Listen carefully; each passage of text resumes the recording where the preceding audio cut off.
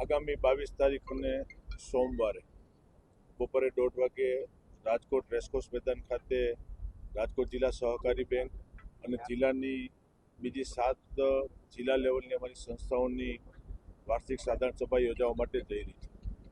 દર વર્ષે આ સાધારણ સભા જામપુરના મુકામે મળતી હોય છે, પણ પ્રથમ વખત રાજકોટ શહેર ખાતે રેસકોર્સ ગ્રાઉન્ડમાં આ કાર્યક્રમ સાધારણ સભાનો અને સાથે સાથે સહકારી મહાસંમેલનનું આયોજન કરવા માટે અમે જઈ રહ્યા છીએ.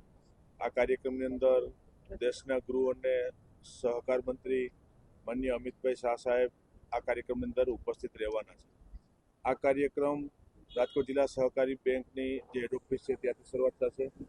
બેંકના 2 એવા મહાપુરુષો કે જેને રાજકોટ જિલ્લાના સહકારી ક્ષેત્રનો પાયો નાખેલો એવા બેંકના પૂર્વ ચેરમેન સરદાર વલ્લભભાઈ પટેલ અને મારા પિતાશ્રી વિઠ્ઠલભાઈ રાદડિયાની પ્રતિમા રાજકોટ હેડ ઓફિસ ખાતે મૂકવા માટે જે છે એમનું અનાવરણ માન્ય અમિતભાઈના વરદ હસ્તે થશે અને ત્યારબાદ રાજકોટ રેસકોર્સ ગ્રાઉન્ડ ખાતે આ સહકારી સંમેલન અને 7 જિલ્લા કક્ષાની સાધારણ સભાની કાર્યવાહી અહીંયા થશે અને ખેડૂત સંમેલનના ભાગરૂપે આખો કાર્યક્રમનું આયોજન કરવામાં આવ્યું છે.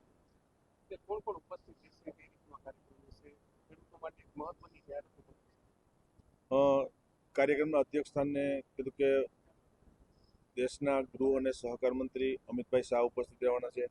અમારા પોરબંદર વિસ્તારના સાંસદ અને કેન્દ્રીય મંત્રી મનસુખભાઈ માંડવિયા ઉપસ્થિત રહેવાના છે.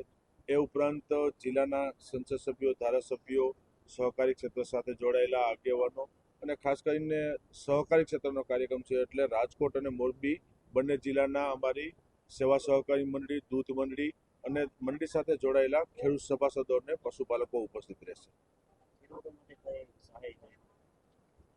સભાની અંદર હંમેશા હું કાયમી માટે મંડળી અને ખેડૂતો માટે જાહેરાત કરતો હોઉં છું. રાજકોટ જિલ્લા સહકારી બેંક એ ભારતની ટોચનું સ્થાન ધરાવતી જિલ્લા સહકારી બેંક છે કે જે હંમેશા ખેડૂતો માટે કામ કરતી આવી છે અને દિવસે દિવસે બેંકના ચેરમેન તરીકે મને ગૌરવ છે કે દિવસે દિવસે આ સહકારી બેંક અને રાજકોટ જિલ્લાનું સહકારી માળખું દિવસે દિવસે મજબૂત બનતું જાય છે. એટલે આ સાધારણ સભાની અંદર પણ ખેડૂતો માટે અને મંડળી માટે એ જાહેરાત ત્યારે હું કરવાનું.